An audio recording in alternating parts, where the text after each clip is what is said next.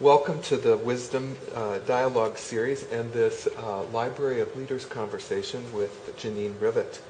As Executive Vice President of UnitedHealth Group, Jeannine Rivet works with and on behalf of business segments in areas focused on strategic business relationships, customer relations, social responsibility, and nursing advancement. She is on numerous industry leadership boards and councils, as well as a mentor to women in business.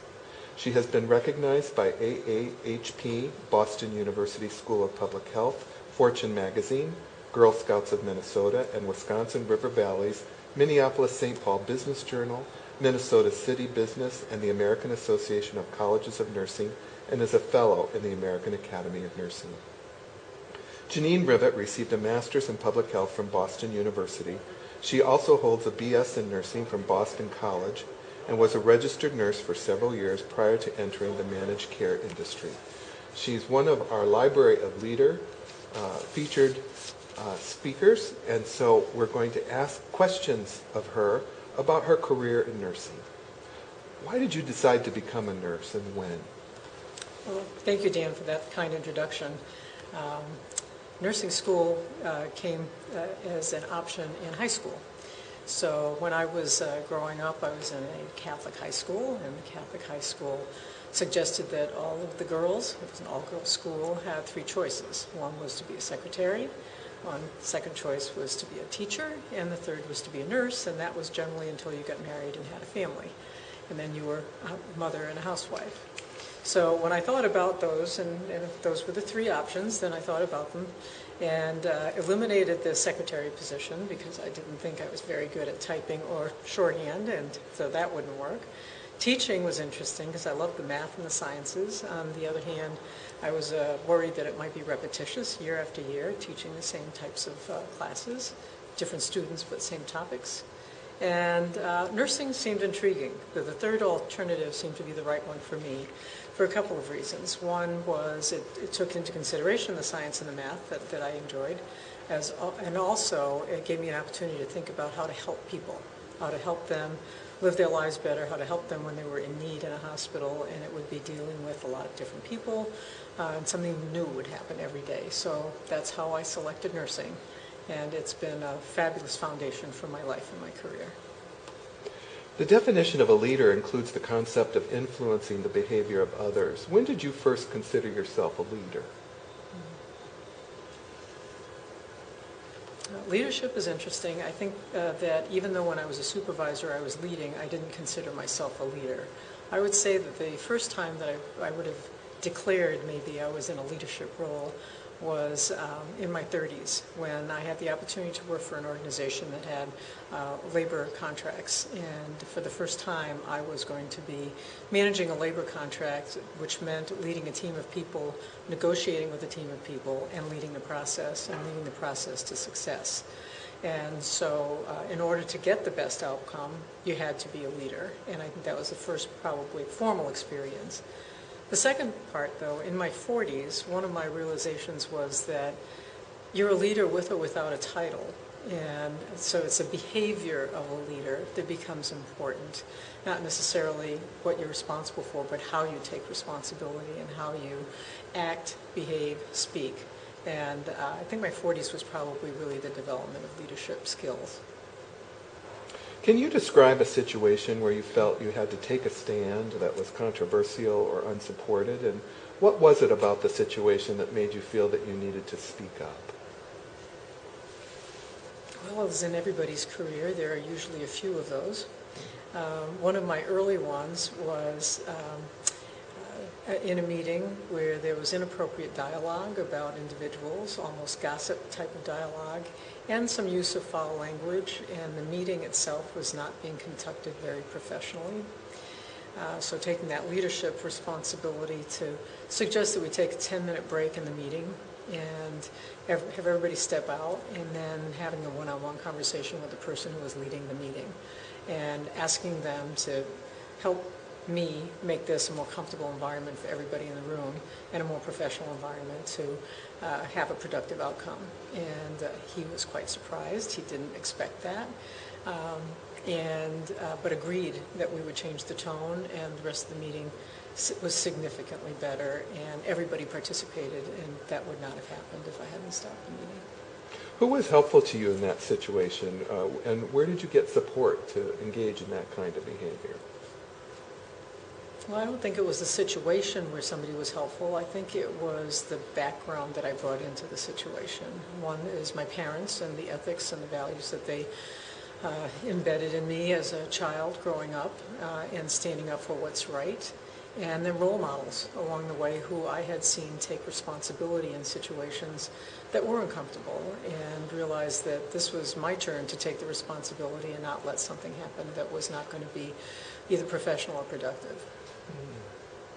Compared to 30 years ago, what do you think is different or similar about leadership today? Well, I'll stick to the healthcare topic. I think there are more women in leadership today than there were 30 years ago. I think there's a balance, more of a balance, and growing of emotional intelligence along with business intelligence. And so there's a better focus on the whole human being in the business environment.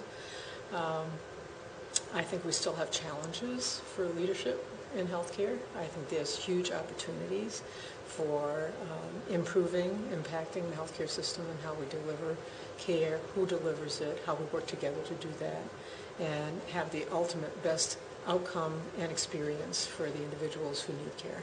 Mm-hmm. What message do you have to give graduates from nursing programs today? Go forth and do good, one. Two, I would say be true to yourself. You've got incredible background. It's a foundation. My nursing education was a foundation for my life and my career. Follow your instincts. Try things because you're going to have lots of experiences. Enjoy them and learn from them. And then find out what you like about both the things that you do and the things that you can impact. And set some goals and objectives, and yet be flexible, and enjoy your journey. What are some of the accomplishments you're most proud of in your career? Developing people, developing them to be able to take on more or different responsibilities. I mentor quite a few people. I've developed succession plans in many of my roles. So I think the development of individuals is one. The other is that I've been true to my interest in nursing, which is to focus on helping people live healthier lives and have a more simplified experience in the healthcare system, which is very complex and daunting. And I think all of my roles have carried that mission, and I've been able to make a difference in every company that I've been in. How did you decide to make UnitedHealth your career spot?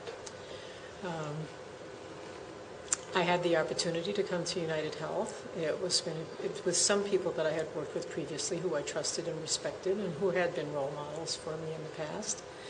And I've been at United for 23 years, so that's 23 of my 45 in nursing, so clearly it is my longest tenure. It was a growing organization. It had a vision of doing the right things for individuals. It had a vision of using data to make better decisions, both clinically and administratively.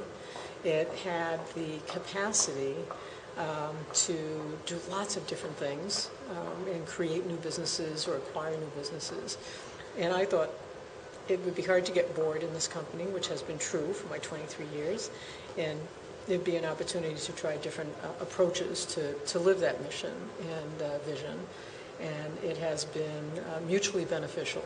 I've had many opportunities within the organization to do different things, both in leadership roles, in supportive roles, and development roles, and very rewarding for me and hopefully contributing for the organization.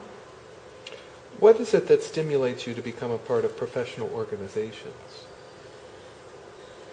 Well, I've been involved in professional organizations for many, many years, more intensely as I've gotten older, partly because of the passion around what they do and what they could do. So I think that we have a responsibility, no matter what your career path is, to be involved in your professional organizations. In my case, it's a combination of the health plan industry as well as nursing and academia and some others. Because A, it keeps you informed, B, it allows you to influence, and C, you create an incredible network that can be very valuable as you evolve your careers. And so starting with some relationships or associations and affiliations that relate to what you're doing immediately is useful, and then even more broadly, it can be much more impactful. What advice would you give nurses today in terms of having a rewarding career? Well, rewarding career, you feel rewarded personally if you're doing something that you think makes a difference and you like what you're doing. If it's a job just for a job's sake, then I would suggest you rethink what you want to be doing, because that's not necessarily self-rewarding. And for nurses, a lot of the reward is seeing the smile on somebody's face, the thank you that comes from the help you've given them or information you've shared, the assistance to get them from one place to another. Depending on the role that the nurse plays, you can make an impact with the smallest of things and the most critical healthcare components. And for me, I think the self-reward is what you do that makes a difference. What advice can you give nurse managers who are concerned with novice nurses not progressing fast enough?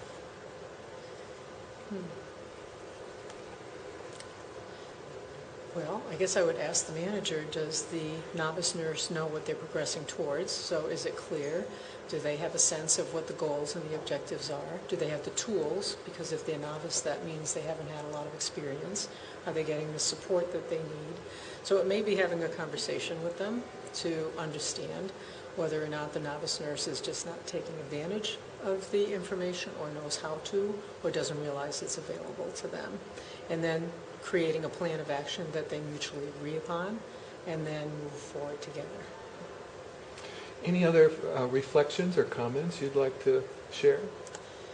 I think nursing is an absolutely incredible foundation, as I said earlier, and backdrop to anything that you want to do. Certainly in healthcare, but I know a lot of nurses who have gone on into other parts of the system. In law, I particularly went on in business to run several of our businesses, as an example. And I think that even if you take steps out of your career journey, you can always come back. Nurses are an incredibly valuable asset to the country and important for the healthcare delivery system. And so it's a wonderful career. Take your learnings from the nursing education, apply them personally, professionally, and take those skills and adapt them, because they're foundational skills that will carry you into any journey that you take on your career path. Thank you, Jeannine, so much for sharing your leadership and your wisdom with our Library of Leaders. Thank you, and thanks to all the nurses who are doing wonderful things.